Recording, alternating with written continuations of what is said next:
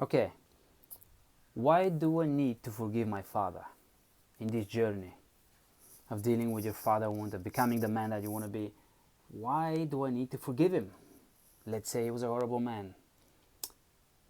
Reason number one, you do this for yourself. You're not doing it for him. You're doing this for yourself. Forgiveness is the most selfish act ever. So if you don't forgive, what happens? I mean, forgiveness, it's an ancient biblical concept. And there's a story about this man who was, basically unforgiving, and then his master was angry and he gave him over to the tormentors, right? To be tormented. But the master didn't torment him. There's something about God that he loves and respects people so much. So I think it's in the book of Romans. He gave them over. Therefore, he gives you over. He said, okay, this way you want to go. It breaks my heart, but I have to honor you. I love you. If you want to go this way, go. I hope you come back to me. Like the prodigal son. So God is willing to treat us all like the father treats the prodigal son. He's free to go. Doesn't mean it's good for him. So why do we need to forgive? In order not to be tormented. Because parts of you will be tormented, right? And if you're thirsty for revenge, many men that I work with, they don't know that their father have done enough for them to need to forgive them. So they say, wow, I don't really hate him. And deep down, when we get in touch with things, yeah, you may not hate him, but actually you want to push him out. You want to get him out of your system, of your being, because your father was overbearing or he was harsh, he was abusive, and you need to do justice. You need justice, right? And I think there is a number one why, especially in church, why men struggle with the idea of forgiveness is because it's become so feminized and so unappealing to men. Because men, when you look at how we grow up, if we are not damaged, which we all are, but the blueprint is still there. You can see the games that most boys gravitate towards. It's all about fighting. It's all about resisting evil. It's all about opposing evil. And ultimately justice, right? Justice. Fight against slavery. Fight against child, trafficking. All the horrible stuff is just justice. There's something in a man that just rises up to oppose evil and to bring justice. And so those of us who know that our fathers have hurt us, we get in touch with something in us that say, I want justice. And we destroy that image of the harsh father. We get him out. We say, no. You're wrong to shout at me. You're wrong to scream. Now I'm going to give you some of your own medicine. I'm going to take you out. I'm going to destroy you, push you out. However, if you just stay there, and there are many men angry with their fathers died long ago. They probably did their best, but because of the way their fathers were, and the sons never dealt with these things, they're still angry with masculinity, angry with male authority, angry. As soon as there's a little glitch in the authority figure, if it's a man, they jump and oppose that. See, it's a good desire to oppose evil, but when you don't deal with your own need for justice, then where does it go? It sort of spreads all over it's been vomited all over the people that you're supposed to be blessing, enriching. So this is you're in torment. If you don't forgive your father, you are in torment, and you do it for yourself. You do it for yourself so that you can be free from that torment. But just to go back a little bit on, if you stay with that desire, if you don't forgive your father, who is it that is hurting? It's hurting you. It's hurting you. So why is that idea, the Christian idea of forgiveness, not appealing to men? Because of the way it's not been explained. There's lack of education out there. There's a utter... I know some men go as far as to call it feminization, and perhaps it is, but it's just, we don't go deep. There's no deep discipleship. There's no deep training. There's just, we need to read this, we need to read that, and you need to be nice, you need to be better, you need to forgive, you need to be kind. In other words, make men like women. But men are supposed to bring down the sword when it's needed.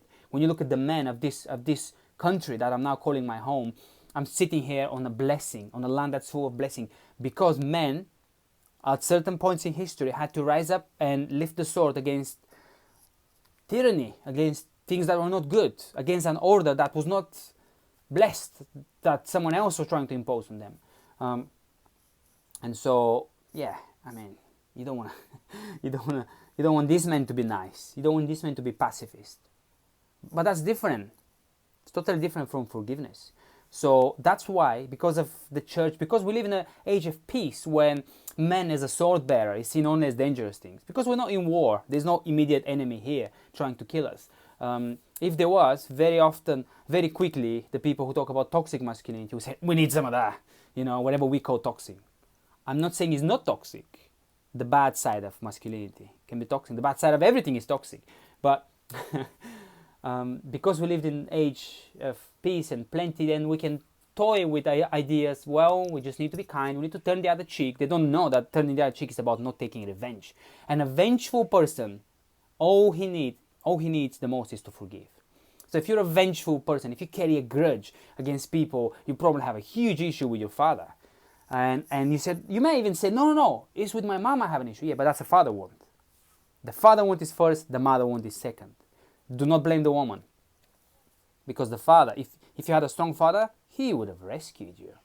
But he didn't. But that's a different subject. So to go back, if you carry that grudge, if you're a bitter person, if you are tormented already, like in that Bible verse, his master gave him over to the tormentor. Say, okay, you don't forgive. That's what's going to happen to you. The master is not doing it. There are tormentors. There are things that we don't see around us. It's not just us and God and, in this unseen realm. There's a reason why forgiveness works. And there's a reason why it is needed. It is needed. So, even though I advocate killing your father when you deal with your father wound, I advocate destroying your father's bad, toxic presence in you, this journey needs to end with forgiveness. That's how you close the circle. Forgiveness is for you. Your own body will be thankful to you. One day I'm going to write a little book about forgiveness, actually, because I've got stories.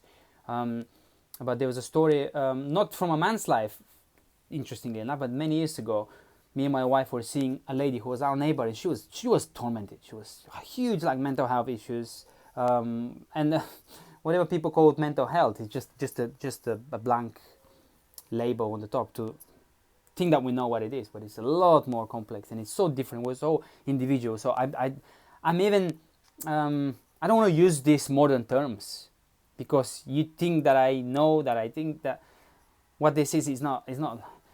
She had deeper problems, but I guess you would call it mental health. And one issue that surfaced when we were seeing her was that she had to forgive her ex-husband, and he was a horrible guy. He actually physically was abusive to her on a regular basis. And she said, no way. She just erupted in front of me. And I said, oh, listen. Imagine that, he left you with a lot of horrible, rotten baggage. Imagine a corpse. He left you with his corpse. And you chained around him. And you're still dragging him around. And eventually your own body starts to take on some of that putrid, rotten nature. Do you want to carry him with you so much? Let him go. Forgive him. Let him go. Forgiving someone, let me tell you, does not mean excusing what they did. Does not even mean choosing to love them now. And certainly, and this is especially for Christian people, certainly does not mean reconciliation. Don't just rush. You're going to get abused again. Do not be a fool. I'm speaking to men here. That's why I'm a little bit harsh. Because men, especially good men, can be fools sometimes. We act foolishly. The world, the nice domesticated world is telling us, using even the Bible, to tell us to act foolishly. But it's not the Bible. But it is how it's been used against us. To keep us passive. No. Do not reconcile with horrible people. But forgive them, because you're going to suffer. So forgiveness is not reconciliation, but it's letting go. It's giving up the right to judge.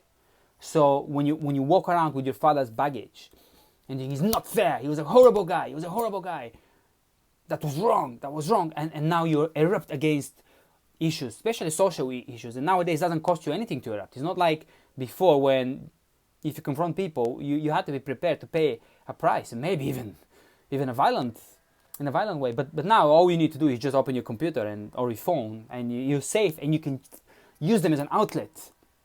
That's horrible. That is horrible. You're spitting on people because of your own venom.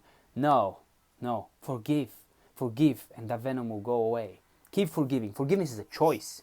It's certainly not when you feel like. If it was, none of us would ever feel like forgiving. If something is genuinely evil has been done to you, why would you feel like forgiving? Ever. But you don't want to be in torment. Give up the right to judge. That's forgiving. Okay? I'm not a judge. I'm not a judge of this person anymore. I let you go. I let you go. I let you go. You're removing them from you. You're actually doing an act of kindness for yourself. They're poisonous, horrible presence. Take it and you remove it. I will not judge you anymore. You've hurt me enough. That's it. That's it. So, why should you forgive? So that you're not in torment, and so that your masculine juices would flow rightly, not against this issue and that issue, and just spitting your venom all over people that don't deserve it. But bringing it together, the power of forgiveness will heal you. Then what do you think happened to that woman? Tell you what happened. After this day, I mean, it just was mind-blowing, but she had started to change, because me and my wife were talking to her about things, and she was very brave.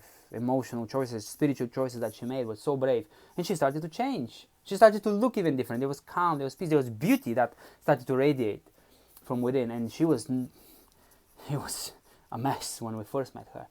But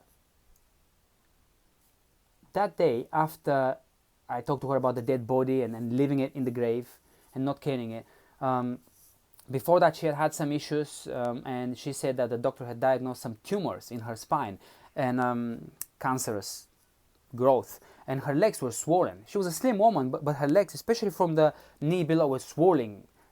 There was a swollen thing. I don't know what it was, like they were full of water, of liquid. And something very interesting happened the next day. That swelling had gone overnight. I'm not lying to you. I would never lie. It's just, I'm feeling, why should I even, because this is like a miracle, like sharing a story about a miracle, but many people who share a story about miracles say, like, are they lying to me? Why would they? But take it for what it is. And she also said that next time when she had a checkup, those cancerous growth in her spine were gone. That's what she said. I don't know how true it was. I have no reason to think she was lying, but I didn't verify it. I didn't see those reports, but I did know that her legs were better and she could walk better, and she even, came to visit, and we were not there. She slipped a note under the door, and she said that's the first day that, she said before that, every day when I wake up, the first thing I would do, now check this out, how toxic the hold of unforgiveness is. She said the first thing I would do in the morning, every morning when I wake up, is to throw up, to go and vomit in the toilet. And the night after I forgave, the first thing that happened to me, I woke up lying in bed. The sun was out. There were birds, sparrows chirping around my window. And I just felt, wow, isn't it beautiful to be alive? And then she got up from the bed and she saw that her legs were better. The swelling had gone. But even more than the physical is the spiritual. She didn't have that poison in her anymore. Now, it was important that she expressed it. She expressed her hatred. I didn't just say, we just need to forgive. No, he didn't. He was just hurt. He was wounded. No. She confronted in the emotional realm the shadow of her husband, but then she forgave, then she let go. So what's even better, I think, and more lasting than her legs or even the cancerous growth, is that she felt good about life. So if you want to get out of torment, if you want to get out of bitterness, if you want to stop blaming other people, to stop projecting other people, to stop suffering from other people, because when you project onto other people, you genuinely feel the suffering. It's only because of them. I was working with a guy recently who said, it's not me, it's her, she's doing this to me.